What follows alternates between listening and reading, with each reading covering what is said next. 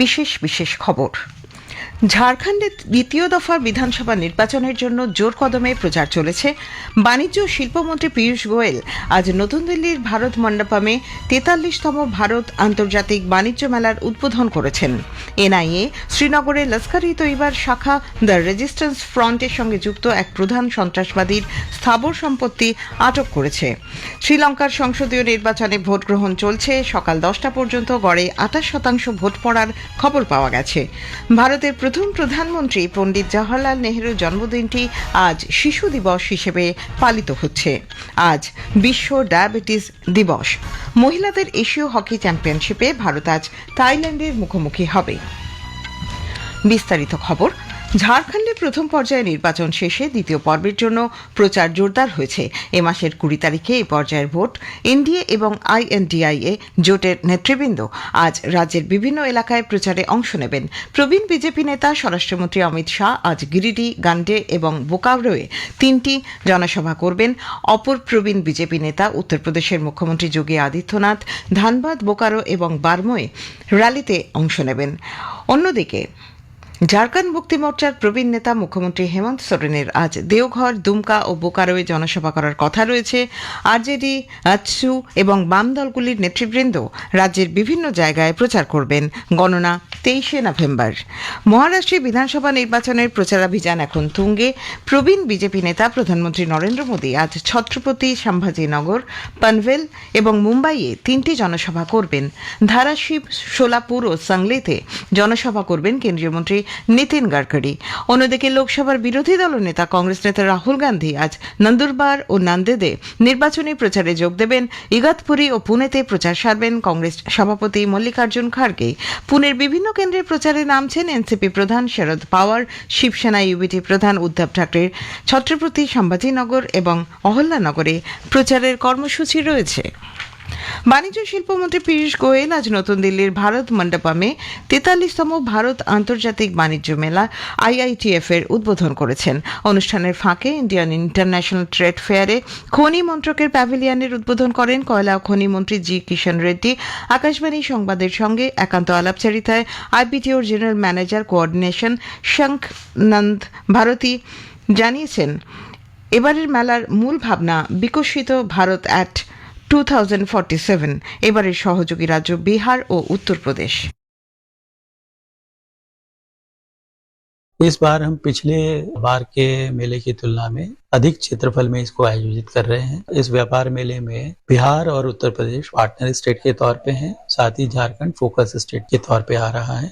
इन states के अलावा 33 अलग अलग स्टेट्स और यूनियन टेरिटरीज, 49 जो है भारत सरकार डिपार्टमेंट हो या PSUs हो, वो भी पार्टिसिपेट कर रहे हैं और 11 विदेशी कंट्रीज उनका भी पार्टिसिपेशन है। আমাদের সংবাদদাতা জানিয়েছেন যে 14 দিনের এই ইভেন্টে চীন, মিশর, ইরান, দক্ষিণ কোরিয়া, থাইল্যান্ড, তুরস্ক এবং সংযুক্ত আরব আমিরশাহী সহ বিভিন্ন দেশ অংশ নেবে।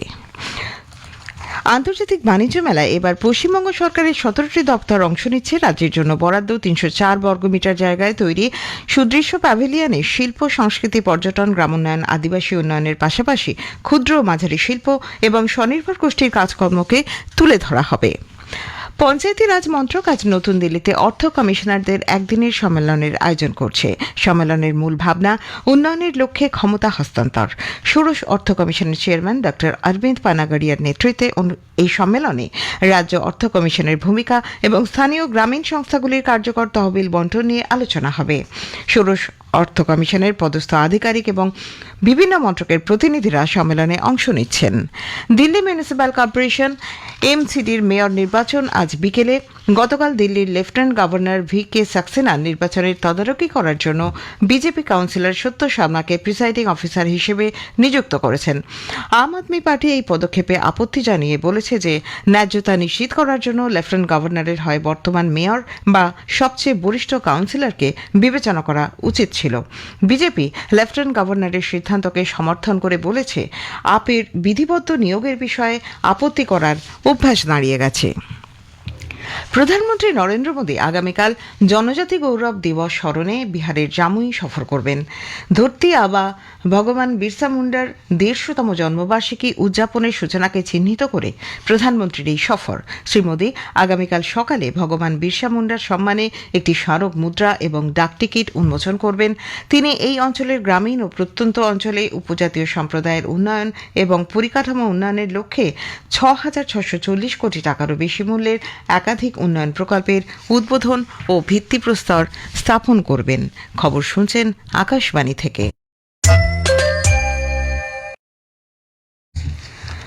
জাতীয় তদন্ত সংস্থা এনআইএ লস্কর-ই তৈবার শাখা দ্য রেজিস্ট্যান্স ফ্রন্টের সঙ্গে যুক্ত একজন প্রধান সন্ত্রাসবাদী অভিযুক্তের স্থাবর সম্পত্তি আটক করেছে।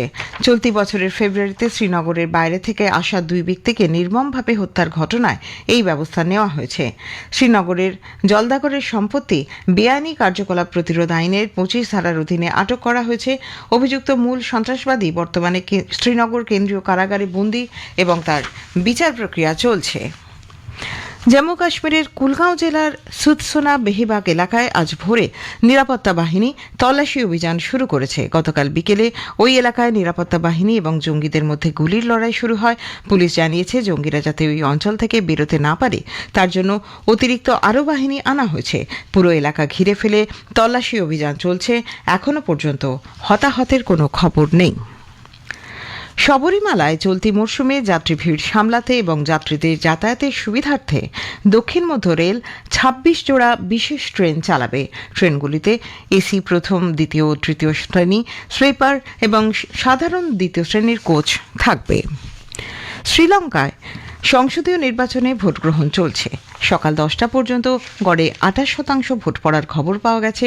১,৭০,০০,০০০-এরও বেশি ভোটার দ্বীপরাষ্ট্রে ২২৫টি আসনের জন্য ৮,৮০০ জন প্রার্থীর রাজনৈতিক ভাগ্য নির্ধারণ করবেন। রাষ্ট্রপতি অনুরাগ কুমারা দিশানায়কে, প্রধানমন্ত্রী ড হরিনি আমরাসুরিয়া, প্রাক্তন রাষ্ট্রপতি রনিল বিক্রমাসিংহে, এসজেপি দলের নেতা সজিত প্রেমাদাসা সকালেই তাঁদের ভোটাধিকার প্রয়োগ করেছেন। ভোট পর্ব এই পর্যন্ত মোটামুটি শান্তিপূর্ণভাবে চলছে বলে খবর পাওয়া গেছে। ভোট গ্রহণ শুরু হয়েছে সকাল ৭টায়, চলবে বিকেল ৪টে পর্যন্ত। ৪:১৫ শুরু হবে ভোট গণনা। নিজেদের সংস্কার কর্মসূচি বজায় রাখার ক্ষেত্রে এই নির্বাচনকে লিটমাস টেস্ট হিসেবে দেখছে আন্তর্জাতিক মহল।